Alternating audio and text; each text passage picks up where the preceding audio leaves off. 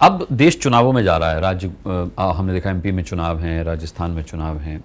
आपको क्या लग रहा है यहाँ पर क्या होने वाला है? क्या ज़्यादा चलेगा? जाति ज़्यादा चलेगी? हिंदू तो ज़्यादा चलेगा? हिंदू मुस्लिम ज़्यादा चलेगा? देखिए, लोग कह रहे हैं, ये तो रुझान मतलब बता रहे हैं कि मध्य प्रदेश में सरकार बदलेगी और राजस्थान में भी बदलेगी। छत्तीसगढ़ का नेक एंड नेक है कह रहे हैं। राजस्थान में बदलनी चाहिए, इस पे डिबेट हो रही है।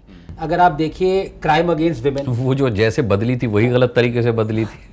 अब वो ऑपरेशन जनता का मैंडेट तो कांग्रेस के लिए था, वहां पर कमलनाथ वहां सीएम थे, लेकिन कमलनाथ का नाम अब खालिस्तान के साथ जोड़ करके बहुत ज़्यादा आ रहा है इस वक्त। भाई रॉ के जो पूर्व अधिकारी हैं जीबीएस सिद्धू साहब, उनका जो बयान है वो आजकल बड़ा वायरल हो रहा है, जिसमें उन्होंने कहा कि भाई कमलनाथ जो थे वो भिंडरावाले को फंडिंग किया करते थे। Oh, really? जी, उन्होंने कहा मैं कनाडा में उस वक्त तैनात था और वहाँ पर इस तरीके की बातें होती थी कि भाई क्या कांग्रेस खालिस्तान का बीज बो रही है, क्या ये खालिस्तान को सपोर्ट कर रही है? भिंडरवाले को तो बनाया इंदिरा गांधी ने, वो अलग बात है, लेकिन ये मुझे नहीं पता था। इसका एविडेंस मेरे पास कमलनाथ का नाम लिया जी उन्होंने। अच्छा। तो अब सवाल ये है कि क्या, लेकिन कमलनाथ ने भी तो मतलब ये तो बहुत छोटी चीज़ है उनके लिए। विकीलीक्स हुआ था, उसमें अमेरिकन एम्बेसी ने, अमेरिकन एम्बेसडर ने ये ऑन रिकॉर्ड बोला था टेलीग्राम देके कि कितने न्यूक्लियर बॉम्ब्स हैं इंडिया के, कमलनाथ ने हमें बताया था। अच्छा, आप सोचिए ये ऑन रिकॉर्ड। लेकिन मुझे नहीं लगता वोट देने वाला आदमी इतना जाकर सोचता है।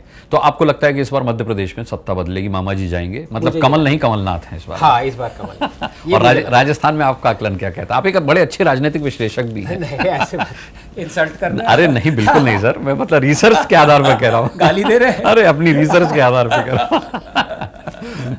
नहीं, देखिए, पॉलिटिकल विश्लेषण तो अब वही है कि जैसे मैं कहता हूँ कि never mix politics with science, because all you will end up then with is political science.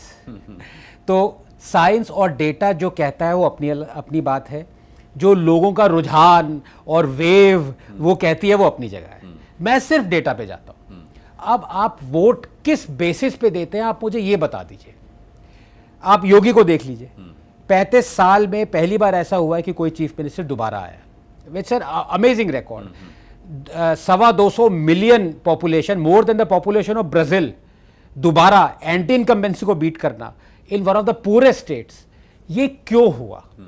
अब ये एनालाइज आप कह सकते हैं कि भाई हिंदुत्व था, ये था, वो था। मैं एनालाइज करूंगा 3 चीजों पे: हेल्थ, वेल्थ, एजुकेशन। ये 3 आंकड़ों पे आप किसी भी स्टेट को अगर देख लें तो more often than not you will be proven correct.